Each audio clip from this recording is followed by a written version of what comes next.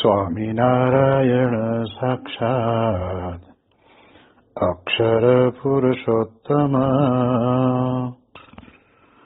સર્વેભ્યઃ પરમં શાંતિં આનંદં સુખમર્પયેત. શ્રી સ્વામિનારાયણ ભગવાનની જય.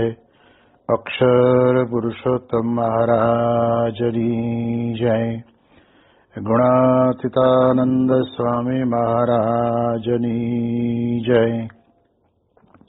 પ્રમુખ સ્વામી મહારાજની જય. મહંત સ્વામી મહારાજની જય.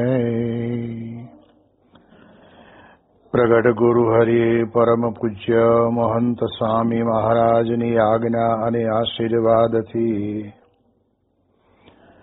આપણે બધાએ શ્રાવણ માસ અંતર્ગત નિત્ય પ્રાતઃ કથાનો લાભ લઈ રહ્યા છીએ. આજે આપણા માટે ઓગસ્ટ મહિનાની 6મી તારીખ અને મંગળવારનો માંગલિક દિવસ છે અને 1330મી સભા થાય છે. કહત હૈ સહજાનંદ એ વિષય ઉપર 981મો દિવસ થાય છે. ભગવાન સ્વામિનારાયણના અમૃત વચન સમાન વચનામૃત ગરડા પ્રથમ પ્રકરણના 62ના વચનામૃતની અંદર ભગવાનને વિશે રહેલા 39 જે ગુણ છે એ ગુણ મુમુક્ષુ કહેતા સંતને વિશે કેવી રીતે આવે, એ ગુણોનું યથાયોગ્ય આપણે શક્ય બને તે પ્રમાણે એના અર્થને સમજવાનો પ્રયત્ન કરીએ છીએ. જેની અંદર સત્યમ, શૌચમ અને દયા આ 3 ગુણોનું વર્ણન આપણે પ્રાતઃ કથાના આધાર ઉપર સાંભળ્યું. હવે આપણે જાણીએ છીએ કે અન્યના દુઃખોને દૂર કરવાની વૃત્તિ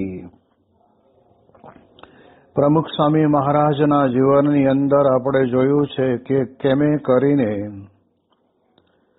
આ લોકની અંદર કોઈ પણ દુઃખી હોય તો એ દુખિયારાની સાથે ઊભા રહીને એને એનું દુઃખ દૂર કરવું.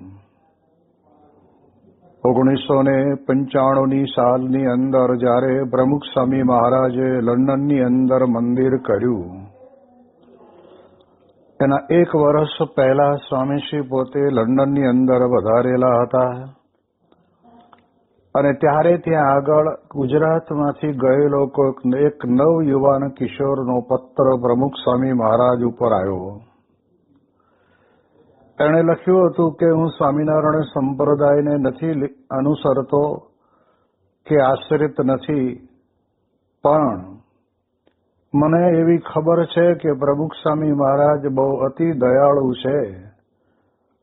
હું ગામડેથી અહીં આગળ ભણવા માટે આવ્યો છું. મારી રહેવાની, જમવાની અને કોલેજની જે કંઈ નાની મોટી ફીસ હોય એ બધું જ પૂરું કરવા માટે સક્ષમ નથી. એટલે પ્રમુખ સ્વામી મહારાજ દયાના સાગર છે. તો સ્વામી બાપાને મારી નમ્ર વિનંતી કે હું સત્સંગી નથી, પણ તમે મને કંઈક સહયોગ આપો. અને ત્યારે પ્રમુખ સ્વામી મહારાજ તો લંડનની અંદર મંદિરના નિર્માણમાં ઘણી બધી રકમની જરૂર હતી અને તે વખતે કામ અટકી પડે એવા સંજોગ હતા. તેમ છતાં પણ પ્રમુખ સ્વામી મહારાજ આ પત્ર વાંચીને એક હરિભક્તને કહીને એને ભલામણ કરી અને એ પ્રમાણે એને જે કંઈ જરૂરિયાત હતી એ જરૂરિયાતને પૂરી કરવા માટે આજ્ઞા કરી. ત્યારે આપણને યાદ આવે કે આવો ભગવાનનો જે દિવ્ય ગુણ છે એ સત્પુરુષના જીવનની અંદર કેટલો દ્રઢ છે. નહીતર તો લંડન મંદિરની સંપૂર્ણ જવાબદારી આર્થિક દ્રષ્ટિએ જોવા જઈએ તો પ્રમુખ સ્વામી મહારાજે પોતે યોગી બાપાના સંકલ્પને પૂરો કરવા માટે જ સ્વીકારી હતી અને એની સાથે સાથે હરિભક્તો પણ ત્યાં લંડનની અંદર સ્વામીશ્રીની રુચિ ને મરજી પ્રમાણે આર્થિક સહયોગ આપતા હતા અને એટલે જ બાપા બોલ્યા કે લંડનના હરિભક્તો મંદિર માટે થઈને ઊભી બજારે કદાચ વેચાવવું પડે તો વેચાઈ જઈને પણ મંદિર પૂરું કરશે એવો વિશ્વાસ છે. પરંતુ આ તો વ્યક્તિના જીવનની અંદર નાણાકીય પાસું કેટલું સબળ છે, કેટલું નિર્બળ છે એ બધું જ વિચારવું પડે. પણ તેમ છતાં પણ આવા કપરા સંજોગોની વચ્ચે પણ એ અતિ દયાળુ સ્વભાવ સ્વામીનો છે એટલે એમણે પોતે આ અજાણા યુવક માટે થઈને આવી પ્રકારે ધ્યાન રાખીને વ્યવસ્થા કરી આપી. એ આપણને મોટા પુરુષના જીવનની અંદર દયાની ભાવના દેખાય છે. પ્રમુખ સ્વામી મહારાજે આદિવાસી વિસ્તારની અંદર સંસ્કાર જળવાઈ રહે એટલા માટે ઉકાઈની અંદર એક છાત્રાલય અને સ્કૂલ બનાવેલી હતી અને છાત્રાલયની અંદર વિદ્યાર્થીઓને આદિવાસીના વિદ્યાર્થીઓને રાખવાનું નક્કી કરેલું અને એમની પાસેથી એક પણ પૈસો લીધા વિના 3 ટાઈમ જમવાનું, રહેવાનું, નાસ્તા પાણી અને ભણવાની બધી જ વ્યવસ્થા સ્વામીશ્રીના વચને કરીને સંસ્થા તરફથી કરવામાં આવેલી. પરંતુ જ્યારે આવું બને ત્યારે આપણે કંઈક જુદો વિચાર આપણા મનની અંદર રહેતો હોય અને શિયાળાની ઋતુ હશે ને એવા સમયની અંદર પ્રમુખ સ્વામી મહારાજ ઉકાઈની અંદર 1-2 દિવસનો પ્રોગ્રામ હશે એટલે પધારેલા અને ત્યારે ત્યાં આગળ સ્વામીશ્રી પોતે જ્યાં જ્યાં જતા ત્યાં આગળ બધી જગ્યાએ એ પોતે એમની દ્રષ્ટિ પાથરી અને જોઈ લે ક્યાં કેમ શું કેવું ચાલે છે.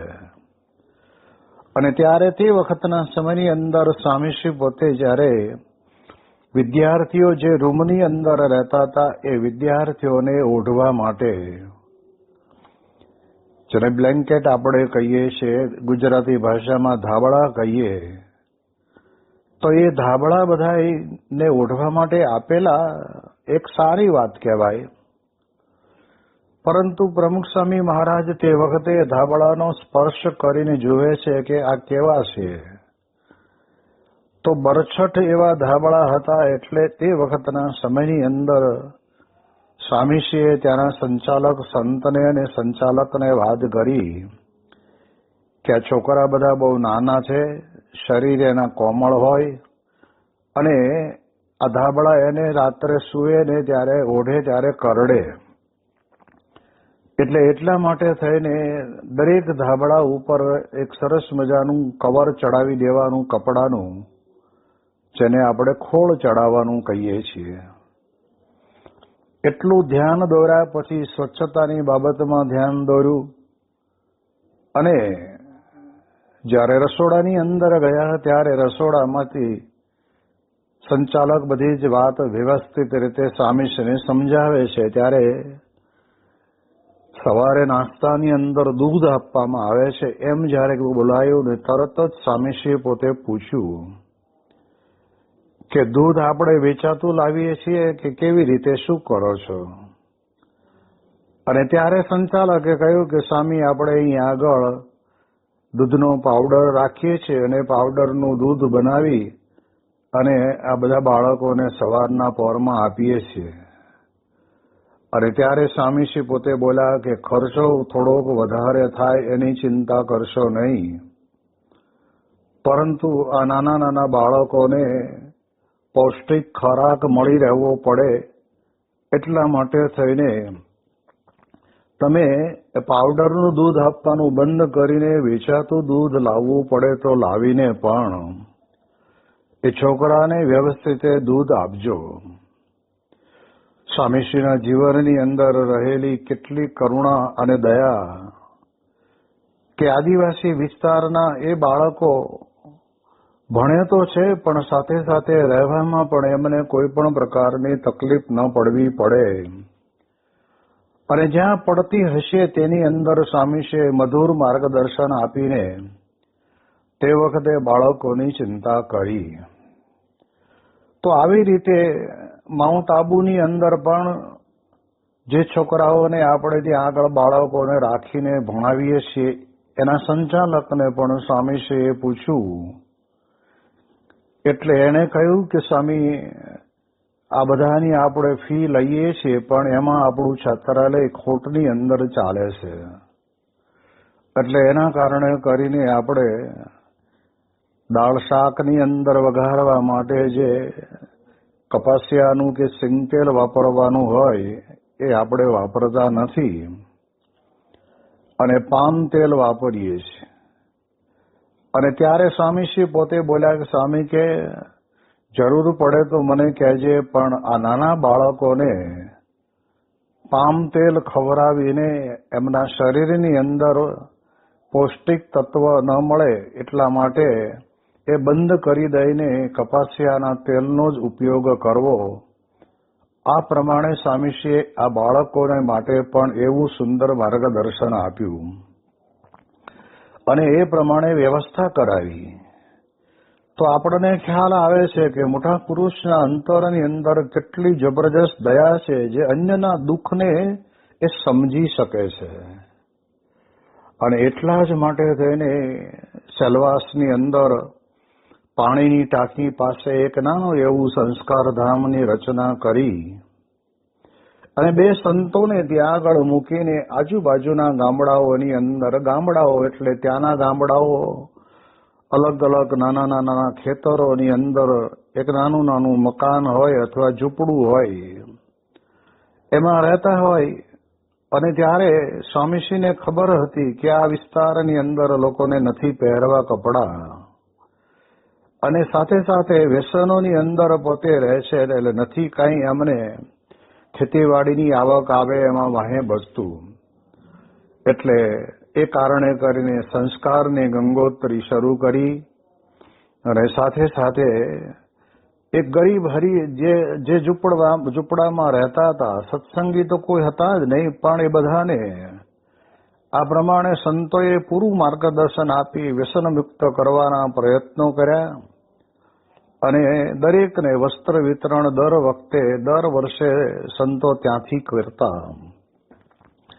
અનાજનું વિતરણ પણ કરવું પડે તો પણ એ વિતરણ કરીને એ આદિવાસી વિસ્તારની અંદર સત્સંગની જમાવટ થઈ અને આજે આપણે જાણીએ છીએ લગી 40 જેટલા ગામોની અંદર સત્સંગ સરવણી ચાલુ રહી છે.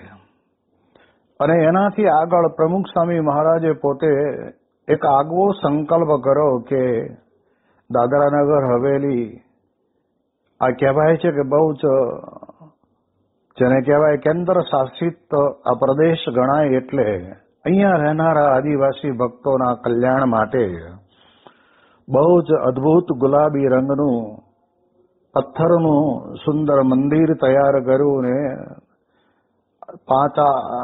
8 જેટલા સંતોને ત્યાં રાખીને આવું અદ્ભુત એક સત્સંગ અને જીવન ચારિત્ર સારામાં સારું બને એના માટે સ્કૂલની પણ વ્યવસ્થા કરી. તો આ બધા કાર્યો ઉપરથી આપણને ખબર પડે કે પ્રમુખ સ્વામી મહારાજના અંતરની અંદર કરુણા કેટલી, દયા કેટલી હતી. જ્યારે ગાંધીનગરની અંદર અક્ષરધામના ઉદ્ઘાટન નિમિત્તે યોગી શતાબ્દી મહોત્સવ ઉજવવાનો હતો ત્યારે રસોડા વિભાગના સંતોએ સુંદર આયોજન કર્યું હતું કે આ રસોડાના મંડપની અંદર જમવા આવનાર દરેક વીઆઈપી હોય, વીવીઆઈપી હોય કે પછી સ્વયંસેવક હોય કે પછી આવનારા દર્શનાર્થી હોય બધાને એક સરખું ભોજન મળે. માત્ર બેઠક વ્યવસ્થા અને ભોજન વ્યવસ્થા જુદી કરવી પડે એટલું જ. અને આમ સારો વિચાર કહેવાય પણ પ્રમુખ સ્વામી મહારાજે ધીરે રહીને પૂછ્યું કે સ્વયંસેવકોને તમે શું જમાડવાના? અને ત્યારે તે વખતે સંતોએ કહ્યું કે બાપા એમને પણ એક મિષ્ટાન, રોટલી, દાળ, ભાત, શાક, ફરસાણ અને કઠોળ. ત્યારે સ્વામી કે બરાબર છે, પણ એમાં એ આદિવાસી વિસ્તારના જે 5-6 હજાર જેટલા સ્વયંસેવકો આવ્યા છે એમને શું જમાડવાના? ત્યારે સંતોએ કહ્યું કે બાપા એમને પણ આ જ. ત્યારે પ્રમુખ સ્વામી મહારાજ ધીરે રહીને બોલ્યા કે સ્વામી કે આદિવાસી વિસ્તારના આવેલા સ્વયંસેવકો ક્યારે આંબલી અને ગોળ નાખેલી રસોઈ, દાળ કે શાક ખાય નહીં. એ લોકોને માત્ર ને માત્ર મીઠું ને મરચું વાળી દાળ હોય ને અને શાક હોય એ વધારે અનુકૂળ આવે. મહિનો 1.5 મહિના સુધી આ લોકો અહીંયા રહેશે તો એની અલગ વ્યવસ્થા કરો ને.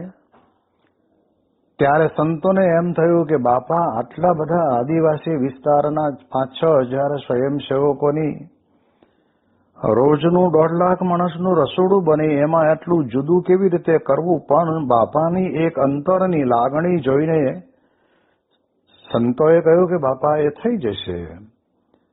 અને જ્યાં સ્વયંસેવકોના ઉતારા હતા આદિવાસી વિસ્તારના એ જ જગ્યા ઉપર આ પ્રમાણે ત્યાં આગળ સ્વામીશ્રીની ઈચ્છા પ્રમાણેની રસોઈ ત્યાં આગળ પહોંચી જાય, ત્યાં જ જમે. ત્યારે આપણને ખ્યાલ આવે કે મોટા પુરુષના અંતરની અંદર દયા છે, પણ અન્યના દુઃખને દૂર કરવાની વૃત્તિ. કેમે કરીને એના દુઃખનું નિવારણ થાય એવી એક ઈચ્છા સ્વામીશ્રીના જીવનની અંદર આપણને સ્પષ્ટપણે દેખાય છે.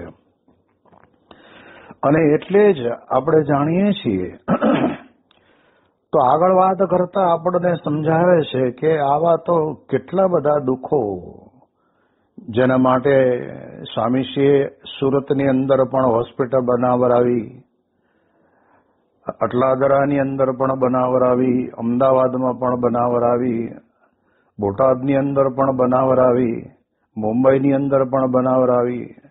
આવી હોસ્પિટલો દ્વારા પણ આવનારા ઘણા બધા ગરીબ સત્સંગીઓને બહુ જ મોટો ખર્ચ અન્ય જગ્યાએ જાય તો આપવો પડે, એને બદલે ઓછા ખર્ચની અંદર પણ એની સારવાર થઈ જાય. એ પ્રકારે સ્વામીશ્રી પોતે અંતરની અંદર વિચારી રહ્યા હતા અને એના જ કારણે કરીને આવું કર્યું.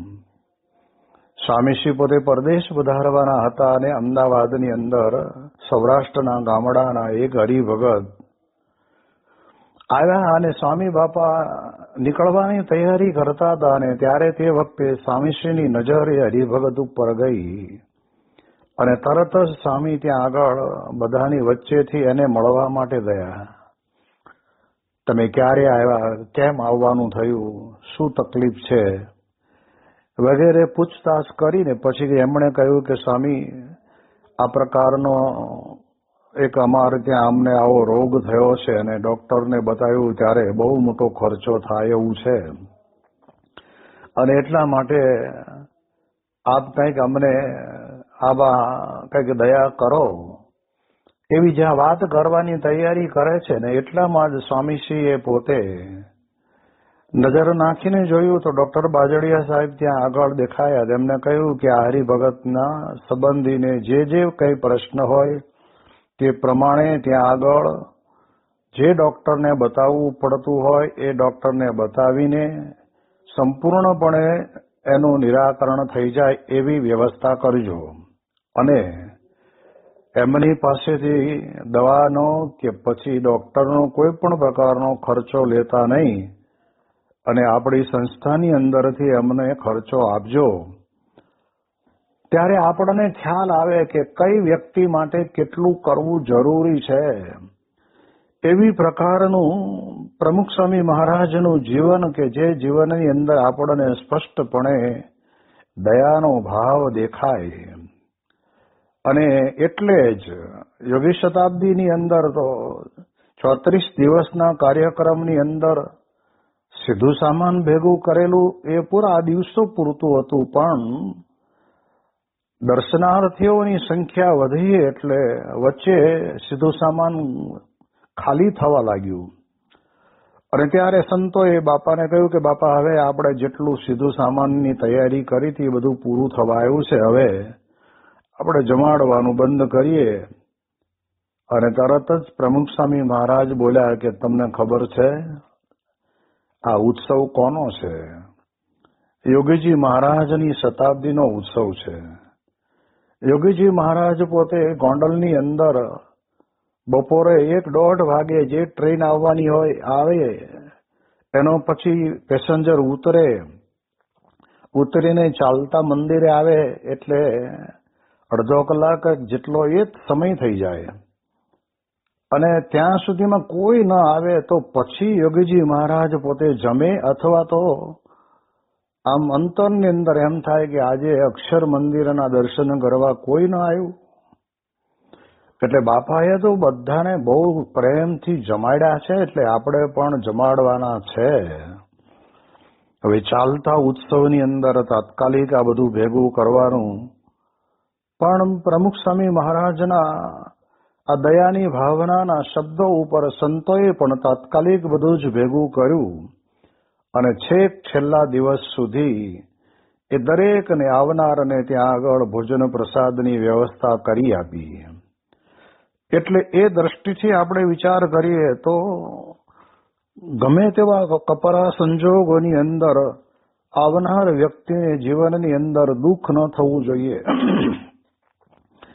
પ્રમુખ સ્વામી મહારાજ પોતે અટલાદરાની અંદર વસંત પંચમીનો સમયો થાય અને એક જન્માષ્ટમીનો સમયો થાય, અને તે વખતે ત્યાં આગળ પોતે બિરાજમાન હતા. અને મારા ખ્યાલ મુજબ યોગીજી મહારાજ પણ બિરાજતા હતા.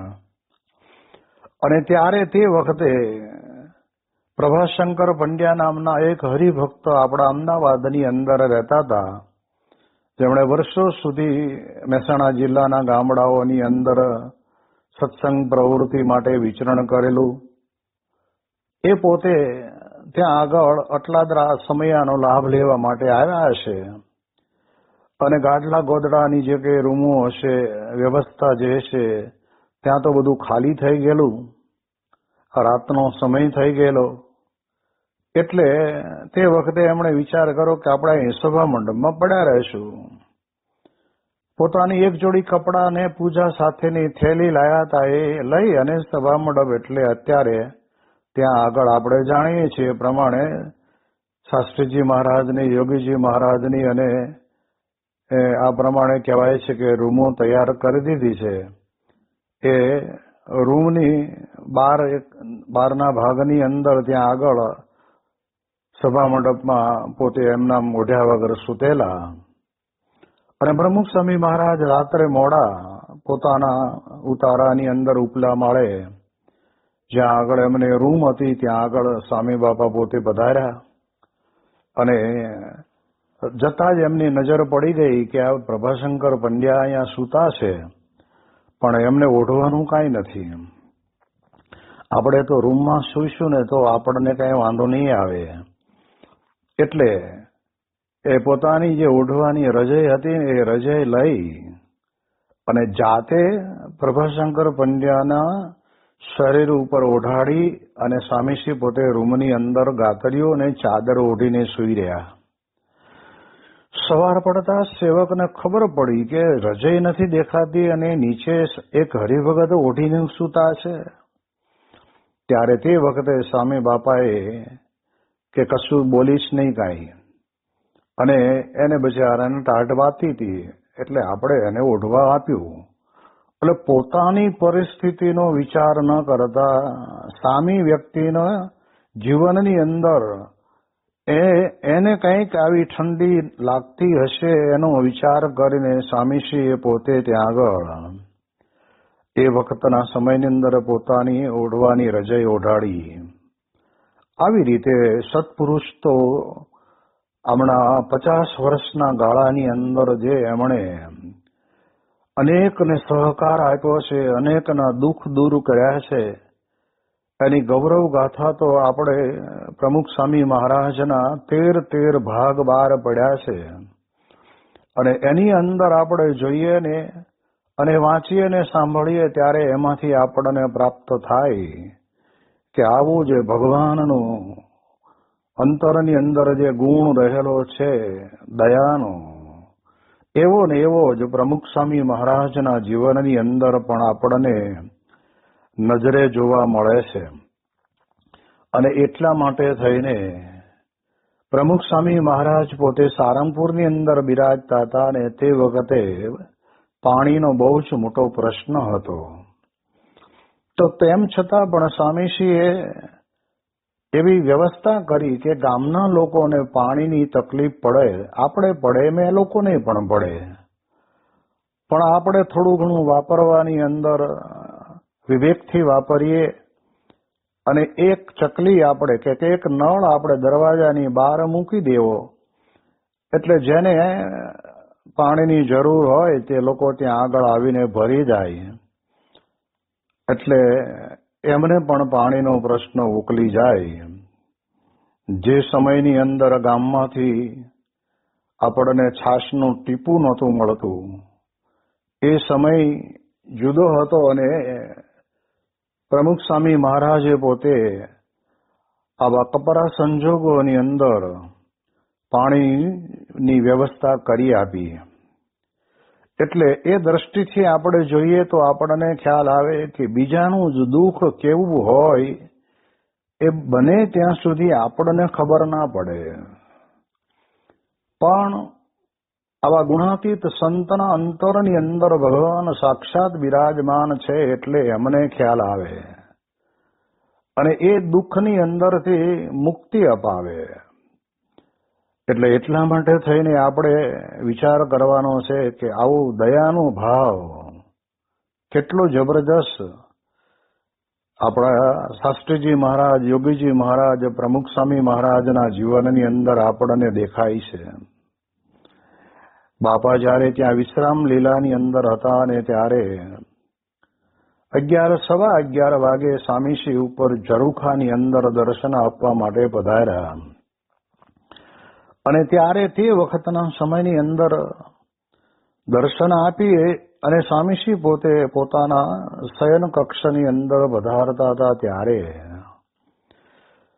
સ્વામીની નજર ઘડિયાળ ઉપર ગઈ અને ઘડિયાળ ઉપર ગઈ એટલે જોયું તો 11:15, 11:30 થઈ ગયા હતા.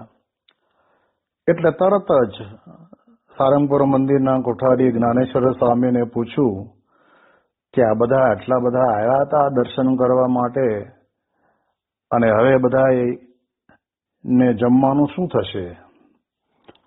ત્યારે સંતોએ કહ્યું કે બાપા રોજ ભલે ગમે તેટલું મોડું થાય પણ આવનારા આ દર્શનાર્થીઓને આપણે પ્રેમથી જમાડીને પછી જ એમને જવું હોય તો વિદાય કરીએ છીએ.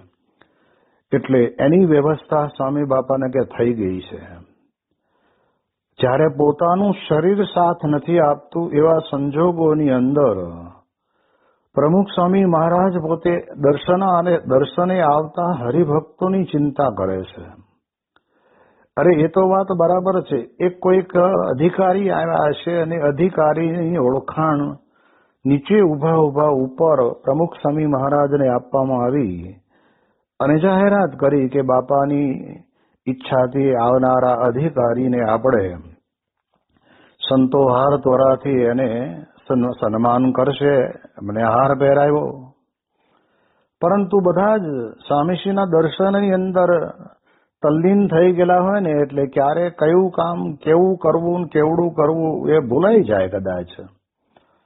તો પ્રમુખ સ્વામી મહારાજ ઉપર ઝરૂખાની અંદરથી દર્શન કરતા હતા ને ત્યાં આગળ 5 મિનિટ 10 મિનિટ થઈ તો પણ ઓલા અધિકારીના હાથની અંદર જ હાર હતો. આમ સામાન્ય રીતે હાર પહેરાવી દીધા પછી કઈ હાર કઈ લોકો પહેરી ન રાખે, પ્રસાદીનો હાર લઈ જવા માટે એને એ પ્લાસ્ટિકની જબલા થેલી આપવી પડે, પણ સંતોને કઈ એવું યાદ આવ્યું નહીં હોય.